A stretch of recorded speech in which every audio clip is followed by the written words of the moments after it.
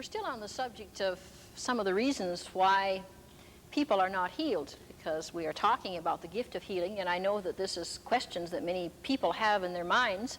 We want to be active in faith. We want to please God by receiving our healing, and we want to know that that which is taking place is genuinely of God. And so many people have come to me and said, well, why aren't we healed? And I have prayed and prayed, or I've got all the faith in the world, and yet still nothing seems to happen. We're looking at this portion in James chapter 5, and still want to just take another peek or two at it, where it says, the prayer of faith shall save the sick, and the Lord shall raise him up, and if he have committed sins, they shall be forgiven him. Verse 16, confess your faults one to another, and pray for one another that you may be healed. The effectual, fervent prayer of a righteous man availeth much. Now again, I repeat, I think that everybody basically desires to be healed. I don't think anybody wants to be sick or disabled. And I also believe it is the will of God for people to be healed. Again, there's not much point in ministering to people or going through the motions of playing church if I didn't believe it was the will of God for people to be healed. But I also know that there is another area where sometimes people are not healed. They say that they go up to a church, up to the front, or they have people ministering to them. They want to be healed, but they don't expect to be healed. A difference. A lot of people want to be healed, but they really don't expect that they're going to be healed then and there. Now, we have gone through the discussion of the gift of faith, and this gift of faith, of course, in action, makes the person so that they expect to be healed. They really believe they're going to be healed. They expect it. But I've had people come under my hands, and I say to them, look, you know, you're going to be healed today, aren't you, dear? I sure hope so. They no more expect to be healed than a bag of beans. They don't want to be sick. But again, I repeat, they don't expect to be healed.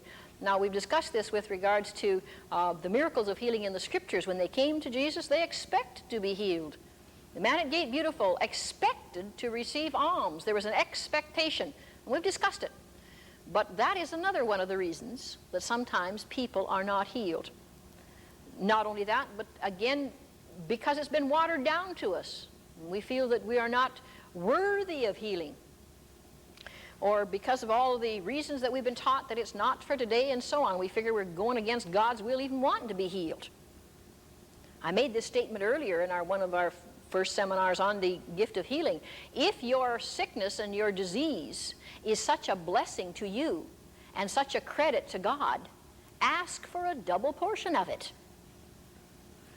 And don't dare, listen to me carefully, please, very carefully, don't dare take a pill, don't go to your doctor, don't try anything to get well. If your sickness or your disease is the will of God for you, then you suffer. And you suffer as long as you can. But you see, I don't believe that. And the reason that we believe that healing is of God and that it is the will of God for us to be healed, because I love to see people, and you know, if they're through faith, if they are not able to grasp the understanding of faith or grasp why they're not healed through prayer, then for heaven's sake, go and see a doctor. Go and see a doctor. Let them give you some pills, and don't kick yourself around the block because you're going to see the doctor because you think that your faith isn't strong enough. I believe in healing, no matter what method, as long as it's going to give God the glory. And so, there again now we've discussed the fact that their joy rose to fever pitch. We need to get excited a little bit more about what God's doing. We need to get turned on a little more, and I know we're going to see then in action those things that we have so desired.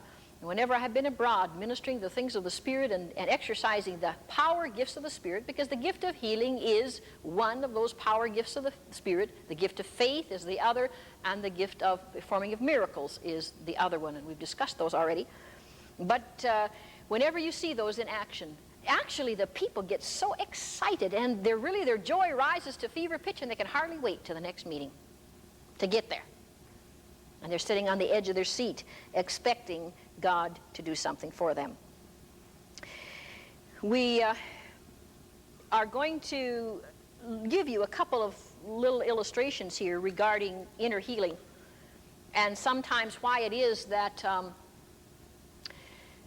that certain physical diseases, again, are resultant of their need for inner healing. There is a great deal today regarding inner healing. This is a big subject, and I don't intend to go into some of the areas of certain people's ministries that they are really anointed of God for inner healing. And they have powerful ministries. God's raising up many ministries today. But healing, whether it's inner healing or physical healing, it's the principle of it in that God does want to heal us. There are many people suffering from inner conflicts and inner hurts that have happened from childhood. For an example, this was at a conference, and we had workshops regarding healing. And it was revealed to me that there was a young woman there in the meeting. In fact, I pointed right down in the audience where the problem was. And I said, there is a young woman sitting right down in here who their father and mother wanted this girl to be a boy when the child was born. And as a result, she's carried this all of her life, and she's never been treated properly, and she has been hurt inside and really crushed. She's never grown and developed as she should properly. And immediately I saw a young woman down there just begin to weep. She got up out of her seat, and she came up to the front to where the microphone was and gave testimony of how the power of God had touched her when she was sitting right there. And she sensed the flood of Jesus Christ just moving in and healing all of those hurts. All of that bitterness that she had towards her parents for not loving her for who she was, being a girl instead of a boy. Now, I'm talking about inner healings of this nature that conflicts with people right from childbirth.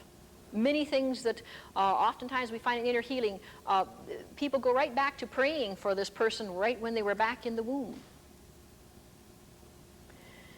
I've had people come to me and tell me that they were a child born as an act of rape, and they've carried that. You know, there's so many hurts that people need inner healing for. And the gift of healing is for this purpose as well, to heal inner conflicts. If I might say that one of the greatest problems today that we have in inner healing, it is, which I've already touched on, is this knowledge of sin forgiven. Too many people, Christians and unbelievers, are carrying around a sense of guilt, either real or imaginary. Guilt for things that they have done in their life and they can't forgive themselves for. Remorse for things that have happened in their life and they're ashamed of. All sorts of things of this nature. Or the fact that they cannot forgive someone else who has done something to them. Let me give you some examples on this one. When I was in a very small island in the West Indies, we were invited to go to the island, and there was a number of people to come for a small conference. They had a lovely house there, which these people would have those who were in need of help and counsel to come in, and they would become part of the household and help with the household duties, but they would also be able to receive ministry at the same time and get their lives changed and squared away with God. Well, this one young woman there, she would have been, I would say, around 25 years old. I didn't know the exact age. She was Indian, West Indian, but she was a beautiful, beautiful girl. And to look at her, her appearance is fine. Though she didn't smile a lot, you did see a smile within her. And the people on staff came to us and said, look, is there anything do you think that you could do? Could you pray with her or counsel her? Because they said, we have been only able to come just so far in helping her. We can't go beyond it because she's so bound up inside, and we just can't seem to get beyond a certain point. And we just feel like we can't go any further with her or help her anymore until we can get this barrier broken. Now, I never claimed to have all of the answers, to know all, do all, be all. I have to move by the Spirit as everybody else does. I said, well, I'll try. So we went into the room where she was sitting and we began to talk with her. Do you know, the story that she told me caused my heart to absolutely bleed. She said, you know, when I was a little girl, my mother and father did not want me, first of all. And she says, I came from a very large family. No doubt the background of slavery on those islands caused some of these problems, but this child had been beaten. Mind you, we haven't had slavery in our country, and I know there's a lot of battered children and a lot of people that are beaten in these days.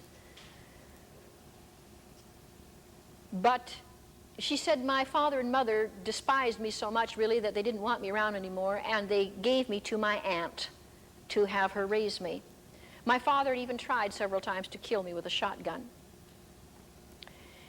Then she says my aunt wasn't that much better in raising me. She said, one day I remember coming home late from school, 5 minutes late. And she says my aunt took me out into the yard, and she says there she tied my arms to a crossbar. She put me down on my knees, and they had dug a hole out. They had put a piece of tin over that hole with little holes in the piece of tin, and they had put large red ants underneath the tin, and they made those so the ants would bite her knees as a torture for her disobeying for 5 minutes. Now, don't tell me that people growing up in this kind of treatment, that they don't need some kind of an inner healing. Yeah, it's all in the mind. That's where it is. It hurts in the mind, and they go down deep, deep, deep into the heart. Do you know that a psychiatrist probably working on that young woman for 20 years could never get to the root of that problem? Do you know that this had to take a touch from Jesus Christ? And as we laid our hands on her and ministered to her and believed God to touch and heal all of the unforgiveness in her life, all of the bitterness and the resentment, and the Lord touched that girl. Now, I've always said to people, I wish I could take pictures of the before and after look. That girl could really smile. I mean really smile now. She opened up. She became really like a new person. And the people on staff came to us later and they said, you know, it's been broken. It's been broken. It's been finally delivered, and how thankful they were that this had all been healed in her life. So, those kind of things, as we say, are inner healings. Can't do it. It doesn't take a physical thing. She was just so withdrawn inside. I'd like to give you another example, if I may. And this one is a very, very sad situation. This was in Trinidad, and it was in the southern part of Trinidad. And some of the Corps leaders came to me and they said, look, there is this other young woman who was living just a couple of doors down, and she is having a problem in that we cannot even get her to talk. She won't even open up. She is just completely clammed right up, and she won't even talk. Now, how do you minister to somebody that won't say a thing? Take them to a psychiatrist. Take them to anywhere. And if they won't talk, how are they going to get anywhere with them? Now, you see, I'm going to tell you that this is why we need the gifts of the Spirit. To get at the root cause of the problem. Now, I had to rely on a word of knowledge. Right? I had to say, Lord, what is the problem causing this? Why? She wouldn't smile. She wouldn't do anything. Do you know that I took her head in my hands? And I had her look up into my eyes. It was very difficult because she didn't even want to look in my eyes. And I said, honey, you are a beautiful thing. You're a lovely girl. Your skin is beautiful. I said, you know, I've always wanted to have darker skin. I said, after living out here in the West Indies with you people for a while, and I go and look in the mirror and I look like a pale face alongside of you. And I said, you know, you people, your clothes look so nice on you with your lovely dark skin. I said, you're a beautiful young girl. And she would try and look away from me again. And I kept trying to tell her how much Jesus loved her and how much he died for her and loved her and cared for her. And then the Lord revealed to me. I said, honey, the Lord reveals to me right now that there has been a man that has molested you. And you have sensed a feeling of guilt that you have carried all of your life, or most of your life, regarding this. You have felt guilty about it, and you couldn't talk to anybody about it. You couldn't say anything to anybody about it, and you carried inside of you. And I said, you have carried this guilt and this hurt for all of this time. Honey, it is not your fault. You do not need to be responsible for it. It has been forced upon you. How could I possibly tell her all that, excepting that it's not but by a word of knowledge, to know something that's humanly impossible to know anything about? You can be grasping at straws, but unless the Lord reveals to you what the problem is. This little girl broke down and she started to weep. You know, it's the first time she had cried in ages and ages and ages. Do you know what I found out? In fact, I didn't stay much longer at that place because I was called upon to go minister somewhere else, so I really didn't know the fruit of it until the following year. And I found out, indeed, that this was exactly the story. Her stepfather used to come into her room and molest her, and then apparently he used to also do this to one of the other daughters. The one daughter had told her mother the problem, and as a result, the man was kicked out of the house. The second daughter, the one that I had been ministering to, just couldn't bring herself to tell her mother the situation. So therefore, she carried inside of her, and as a result, she just got worse and worse and worse. Do you know that I know that this is the reason why some, I didn't say all, I said some people, are put away in homes for mental problems because they cannot face what has happened in their lives. And they call them nervous breakdowns, and they call them people are going insane or whatever. And a great majority, not all, please understand me, not all, but many cases this is what's happened in people's lives, in that they just need to have love and understanding and to know that they can get rid of all of those guilt feelings inside. That's where this girl would have ended up if it had carried on this way. But God intervened. Thank God he gave her a special inner healing. And what happened was when I came back the next year, the family told me about what had happened and that it was right on, right on. And she was now able to bring it out and to talk about it and get healing with it. And as a result, her life had now been changed. And you know, when they brought that girl over for me to see, they said, do you remember this girl? And I said, no. No, I don't remember. Well, that's the girl you ministered to regarding so-and-so. And I said, it can't be. Can't be. She didn't even look like the same person. She was smiling and laughing and really joyful. Now, you see, this is what we call inner healing. Confessing even your faults, confessing those things. She had been carrying this guilt feeling all of this time in her life, and she needed to get it out. People hang on to these things. Now, please don't go around confessing it to just anybody and everybody. Our basic confession lies to pouring it out at the feet of Jesus and saying, Lord, forgive me. But in this case, she herself did not need forgiveness. She wasn't guilty of it. She was carrying a guilt that was not real. It was imaginary guilt. It wasn't her fault. It was being something forced upon her. And there are many people today of this very nature. We want to discuss some more on inner healing. So I trust you will come back next time and join us, won't you?